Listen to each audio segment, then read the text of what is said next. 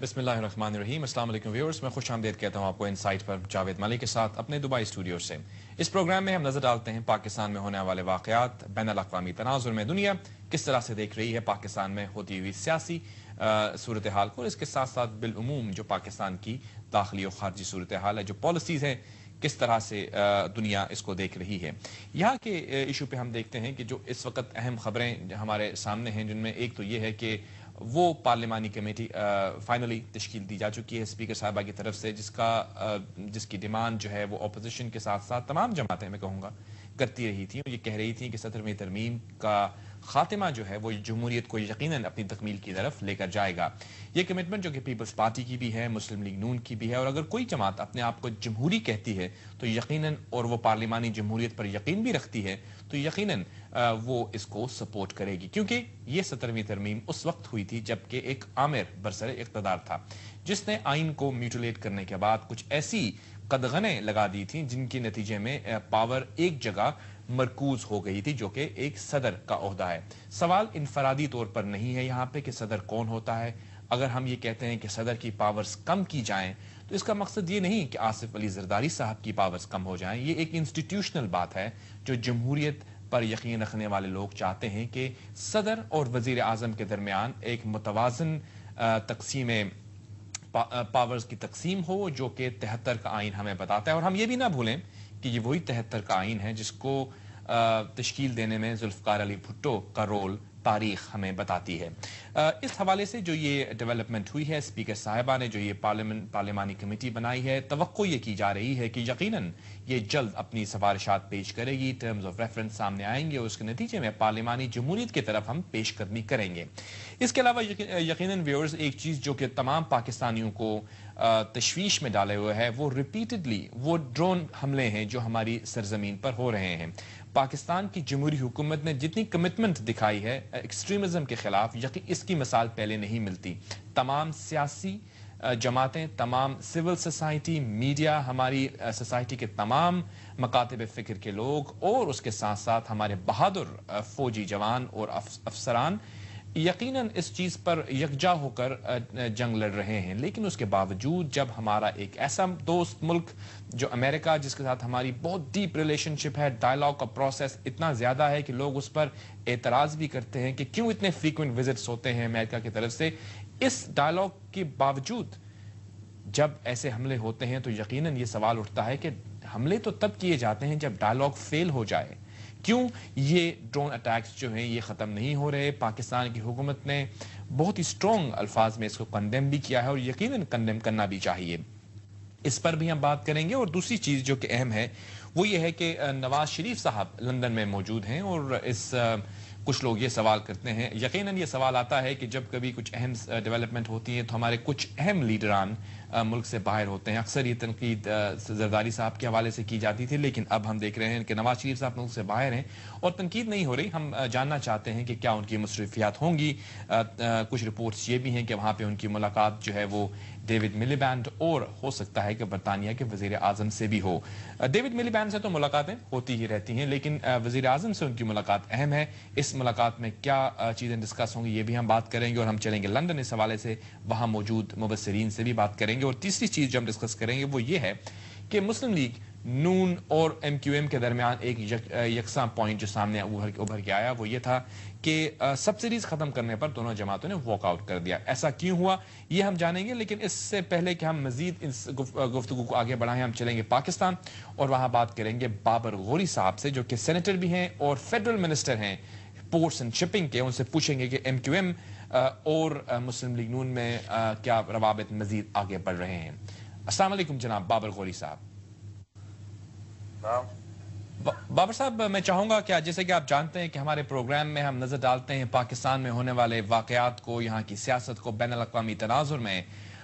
یقیناً جو پارلیمانی کمیٹی تشکیل دی ہے اسپیکر صاحبہ نے، جس کے نتیجے میں 17ویں ترمیم کی ایبولیشن متوقع ہے، کیا آپ یہ سمجھتے ہیں کہ تمام سیاسی جمہوری جماعتیں یکجا ہو کر اس 17ویں ترمیم کو، جو کہ ایک آمرانہ دور میں کی گئی تھی، اس کا خاتمہ ممکن بنائیں گے؟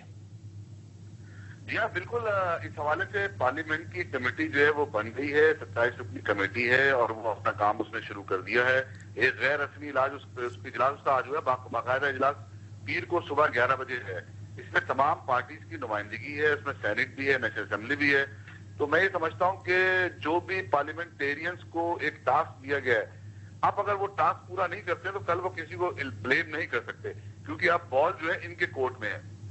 اب ان سے مراد ہم لوگوں کو یعنی اراکین پارلیمنٹ کو، اس پارلیمنٹ کو یہ فیصلہ کرنا ہے کہ آئین میں کیا کیا بنیادی تبدیلیاں جو غلط ہوئی ہیں اس کو صحیح کرنا ہے، اور جو مزید کسی چیز کے اندر اس میں کریکشن کرنا ہو تو وہ بھی ہم لوگ کر سکتے ہیں. تو لہذا اب اس یہ پارلیمنٹ کے جو یہ کمیٹی اس کی ذمہ داری. بڑی انٹرسٹنگ سچویشن میں خود کو پاتے ہوں گے آپ بابر غوری صاحب. پہلے بھی آپ وزیر تھے جب یہ ترمیم کی گئی تھی، آج بھی آپ ترمیم خاتمے جب ہو رہا ہے ترمیم کا تب بھی آپ وزیر ہیں، اور یقیناً پہلے غلطی تھی تو اب اس کا تدارک ہو رہا ہے. آپ کس طرح سے فیل کرتے ہیں بحیثیت member of the Saint?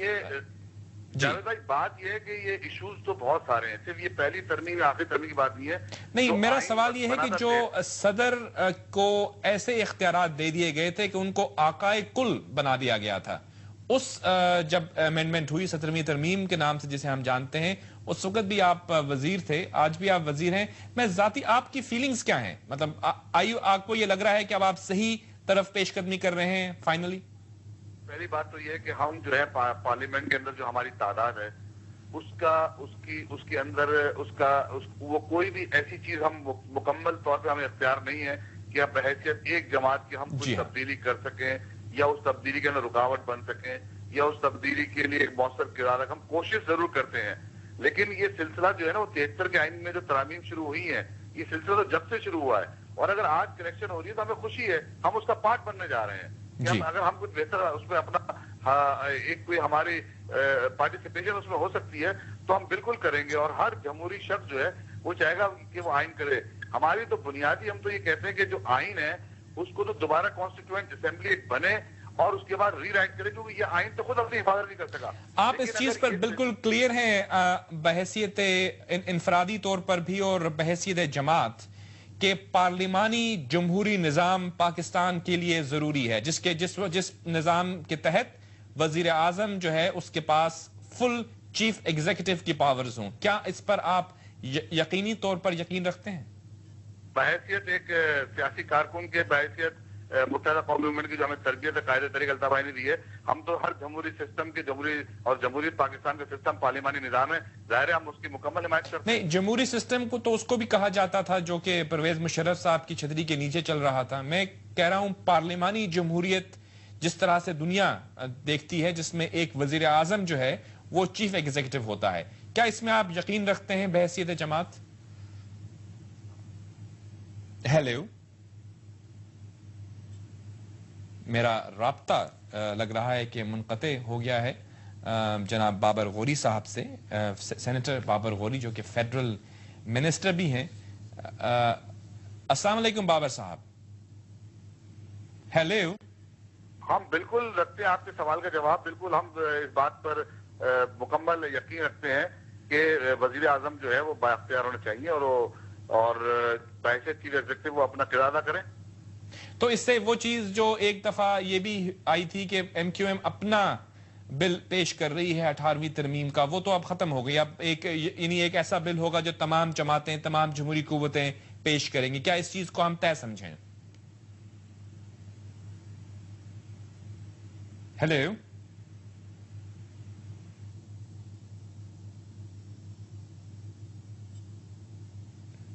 I think ہمارا رابطہ ایک دفعہ پھر منقطع ہو گیا ہے بابر غوری صاحب سے، جو کہ ہمارے فیڈرل منسٹر ہیں پورٹس اینڈ شپنگ کے اور ایم کیو ایم کو ریپرزینٹ کرتے ہیں. میں ان سے یہ پوچھ رہا تھا کہ کافی انٹرسٹنگ سچویشن میں وہ خود کو پاتے ہوں گے یقیناً، کیونکہ جب 17ویں ترمیم کی گئی تھی اس آئین میں، اس وقت بھی بابر غوری صاحب اور ایم کیو ایم جو تھے وہ برسر اقتدار تھے. اور آج الحمدللہ جب ہم واپس جمہوریت پارلیمانی جمہوریت کی طرف جا رہے ہیں اور اس کے راستے میں رکاوٹ یا حائل اس 17ویں ترمیم کو ہٹانا چاہتے ہیں. بابر غوری صاحب دوبارہ ہمارے ساتھ ہیں. بابر غوری صاحب، میں چاہوں گا آپ سے گفتگو کو آگے بڑھانے سے پہلے یہ صرف کلیریفائی کر لوں کہ ایک دفعہ یہ بھی رپورٹس